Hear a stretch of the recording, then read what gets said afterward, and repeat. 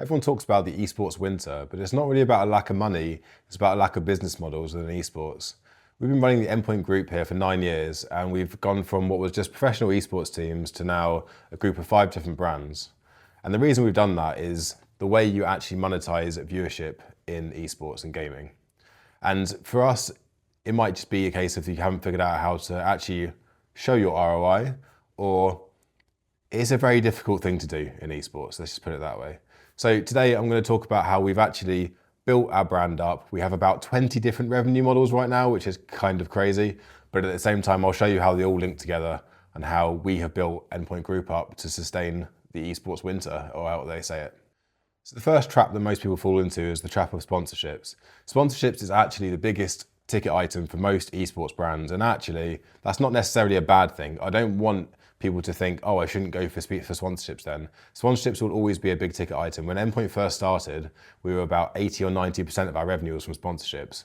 But let's just imagine there's a big economic downturn, which there often is, it seems.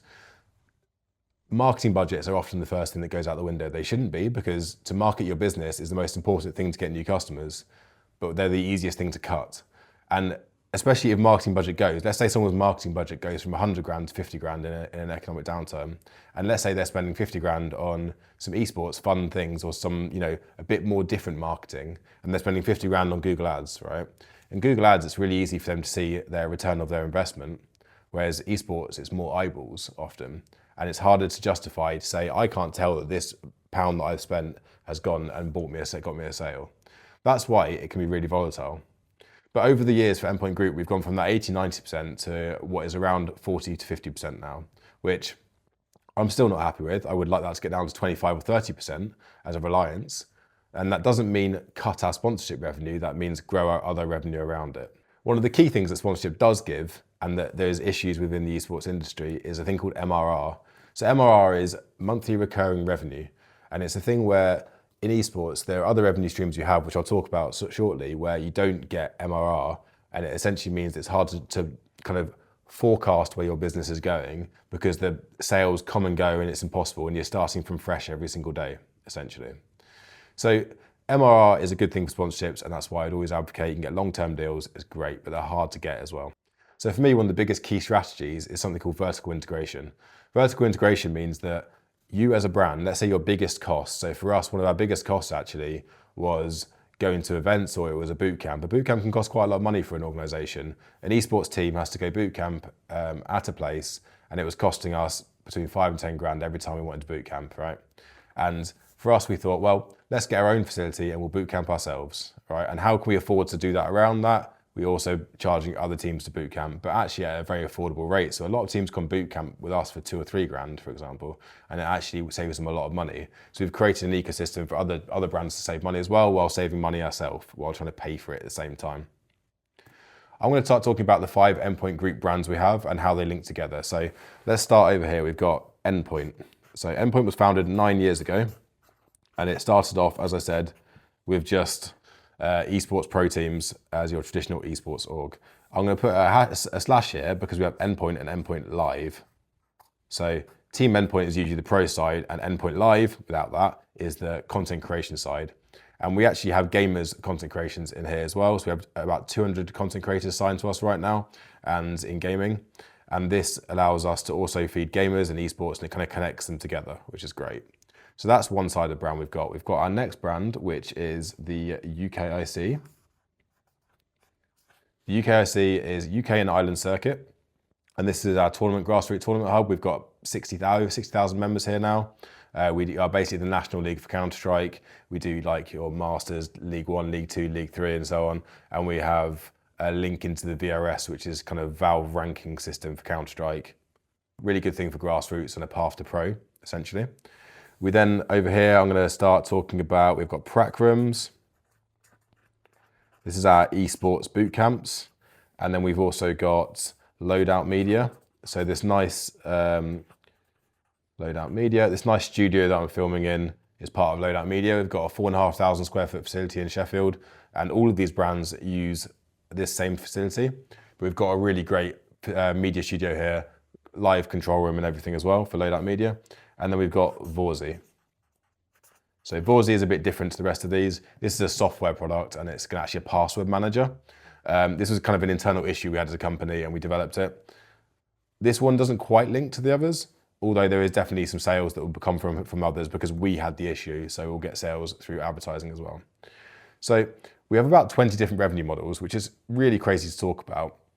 But the first thing I'm going to talk about is how these link together. So we have Endpoint and UKIC. These are the ones with big followings, right? So these advertise to Pract rooms, Loadout Media and Vory. These are sponsors of the UKIC and Endpoint. I've always been a big believer that if you believe that your sponsorship deals will actually get a good return of investment for the sponsor, why don't you build your own brands and you kind of miss out that middleman? Obviously you still need the other brands as well, and it's hard to do that. But if you can build your own brands around it, you could actually make more money from it and also help fund esports, because funding esports is very hard. So we use Endpoint and UKIC as our marketing vehicles for these three brands.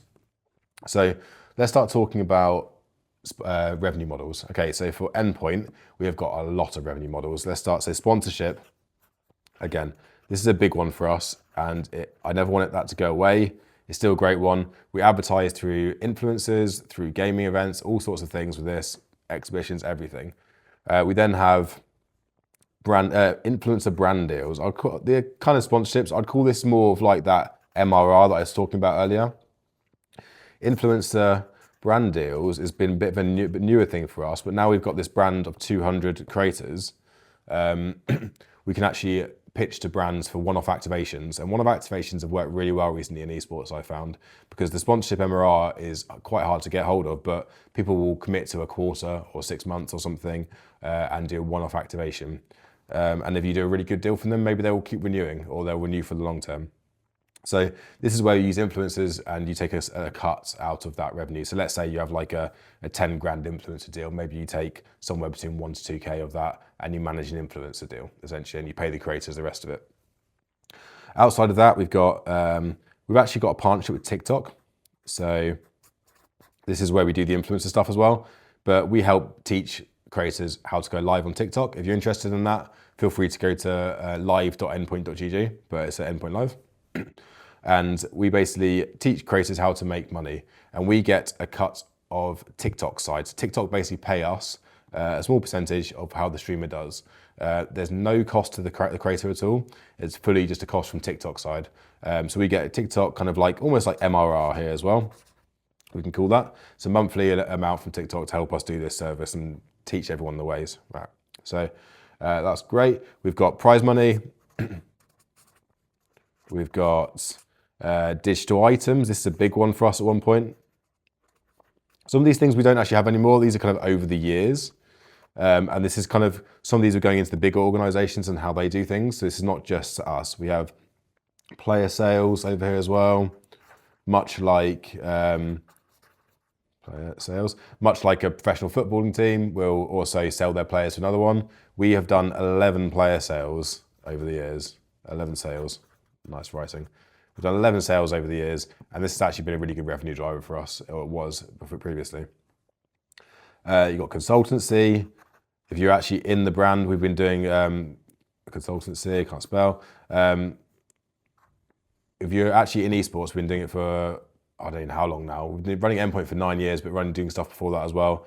I've been in esports for a long time, doing it as a kid as well.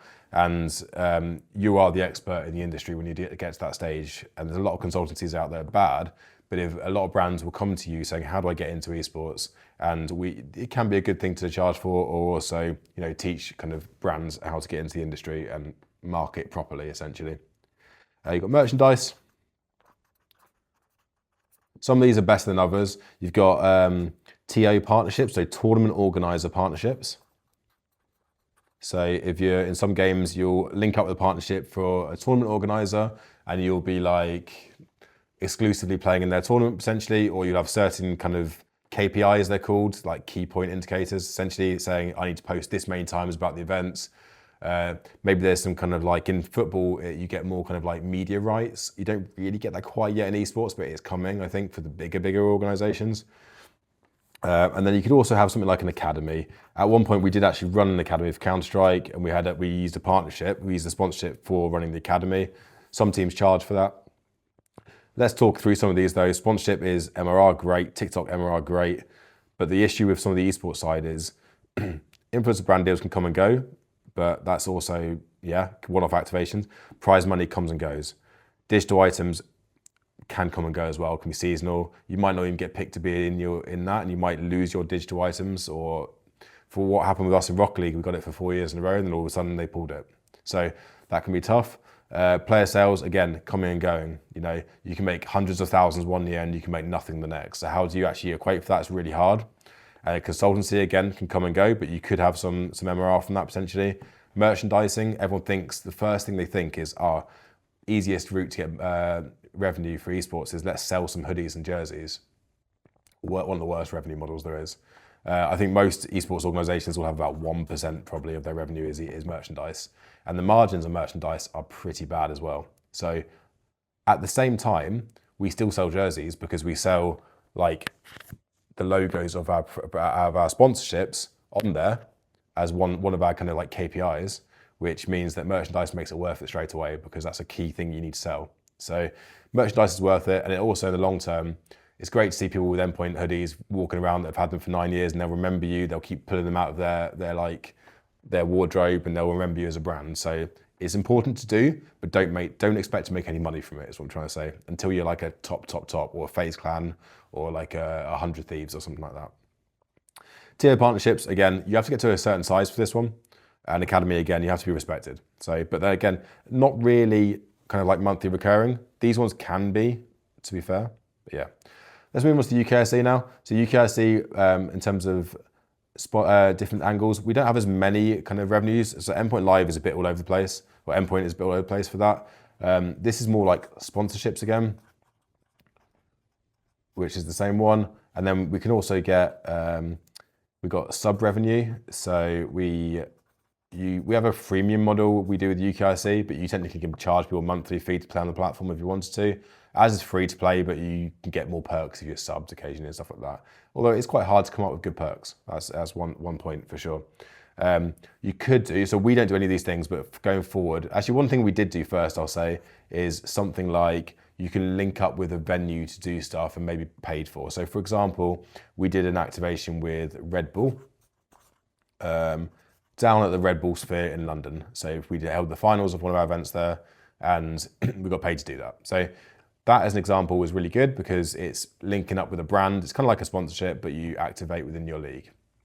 So a venue called, I call it a venue kind of sponsorship. The bigger ones can also do ticket sales. So if you're doing a stadium, you can do tickets. You can do a big one coming now is city partnerships. So city partnerships, not one you necessarily think of, but for example, if you're the big TOs can, so we're kind of talking about TOs, I'd say in general, but the big TOs can do city partnerships and they can go to London and say, I want to host my event in London and it's going to give you this economic impact into your city from restaurants, from hotels, from transport, from everything like that, or other shops in general. And it's a lot, right? And this, a lot of TOs can charge you, the last quote I heard was 400 grand or something for a city partnership, right? So that can help you with a lot of the costs of actually running the event in that city. But for the city, it's great because they have to, show that they're bringing tourism into their city for the local businesses who pay council tax, business rates, all that kind of stuff. So this one's a really big one for the top ones. But on top of that, you can then have stands at the venues. You could have a cut of the bar potentially. We've done this before in we did that before with a watch party, cut at the bar, random one, but there you go. You've got to be a bit entrepreneurial about thinking about where you can make some revenue with these things, but yeah. But it all helps. You can also do merchandise as well, like this one, but again, don't expect to make too much from it. The top TOs can sell merchandise from the big brands potentially as well, but again. Right, so next up we've got Pract Rooms. So Pract Rooms has pretty much one revenue model and it is selling, well, it's not, there's a couple, selling boot camps, so boot camp rooms. For example, at Pract Rooms downstairs, we host the biggest esports kind of boot camps in the UK, and like charging for our room downstairs is around £200 a day. So we sell a bootcamp room, and we also have apartments that we rent down the road, which are about a 2-minute walk away, and we sell those as well for 140 or something, £145 a day. So we've got accommodation in there as well. Accommodation. And this is for us, like I said at the start, how do we lower costs for Endpoint? This helped. And we now can also give a bootcamp for pretty cheap for a team that doesn't want the overheads of an office, because the overheads of an office are killer, I'll be honest. I didn't even realise, naive younger businessman, didn't realise how much it costs to have an office, and it is extraordinary. But that can be another video. We'll talk about a different one, the cost of running a facility maybe. Yeah, so you can link up with education with this one as well. So we can run education stuff here. I don't know if you class that as Endpoint or Pract rooms actually, but yeah, education. It's probably more Endpoint, this one. And yeah, that's fine, okay. We've even thought about whether we put a vending machine in there. We could put a vending machine there. I'll be honest, some gamers are quite lazy. There's a supermarket 2-minute walk down the road, but if there's something in the vending machine outside their bootcamp room, they probably would buy it. But yeah, so we've thought about that. Loadout Media, right. So this is the media side of our company. One of the first revenue streams we have is esports team media, right. This is where Pract helps, because Pract brings the client straight to us. And then here we have a team from Brazil, say for example, and their media team or their staff team's all in Brazil. And how does that team make any money? It's through stuff like sponsorships. They need to do media for that. So we help get in-person media and we fulfill media for teams. This is not enough to fill out this studio 24/7 and get enough brands. So we've actually built this out. So we do local contents for brands in South Yorkshire, for example, as well. And in the UK as a whole, but we'll do brand videos, for example. So that could be one-off brand videos. We do content for founders. Yeah, we do, this can be a monthly recurring thing as well, so I'll put MRR next to that. We do studio hire. So much like the bootcamp rooms, you can hire this studio out. Doesn't cost you that much, like dry hire or wet hire. The difference between that is, do you get an operator behind the camera or do you not, essentially? And yeah, we also do short form social management. These are kind of like our packages. Socials, but video essentially. Oh, and podcasts, so podcast management as well. So this is MRR. This is MRR as well. Great. And for us, we're trying to build more kind of like monthly recurring stuff, which can help support, knowing where the money's going, what's happening each month, because that's the difficulty part. And the stressful part is when you don't know when the next check's coming in through the door to help pay staff's wages. That's the hard part. So we need more of these in our business. So we, for example, for short form content, we do all the short form content for brands like CEX, the retailer and everything. And for podcasts, we range from stuff like, we've done a printing company, we've done what else have we got? We've got a printing company, we do stuff like a big kind of like building society. I feel like there's all sorts of like podcasts we can run for this, but different revenue models. Vory is a simple SaaS product, which is software as a service, and it's just a MRR, kind of recurring monthly payment or yearly payment. But that's one payment for a product, which is the password manager, as I said. You can check it out if you're on vorzy.com. But yeah, that's for businesses generally or freelancers that want password security essentially and sharing credentials. But MRR, again, hopefully in the future, we've only just launched this one. Hopefully in the future, this gives us something which is a bit more sustainable and trackable and stuff as well. So how do these brands link together and why have we set it up like this? Because we started just as an esports team. How have we now got this, which is crazy, right? So we use, as I said before, we use Endpoint, Live and UKIC are our marketing vehicles for these brands. So Pract will be on the jersey for Endpoint. Hopefully professional gamers or managers of teams will see Pract when we do Endpoint stuff because they're in the gaming world. Loadout Media, again, we use that for Endpoint promotion and UKIC promotion. We do all the media side for all our events. We run our LAN events here at Pract rooms as well. So a lot of our LAN events, if they're not like sponsored stuff like at Red Bull, or we did stuff at Insomnia Gaming Festival, we did stuff at Logiplay at Logitech for Birmingham. If they're not sponsored events, we'll do them here at the facility. So we can do that, these all link together nicely and help us. And that's how that's what we call about vertical integration. We have costs in all of these areas. We had costs in media before creation. We had costs in running like grassroots events if we wanted to. We had costs in running boot camps. We essentially made our own businesses here to help fund the big Endpoint. And essentially we've tried to make these all profitable entities so we don't actually have any expenditure, it feels like. So that's how we've grown our business. Quite a long video, this one, but if you enjoyed it, I'm essentially going to be doing videos around esports as a whole and different niches, different subjects within it. If you're interested in learning more about esports and want to try and find that niche where you can be the master of that niche, feel free to drop us a sub and drop any comments of any kind of topics you're interested in within esports. See you in the next one.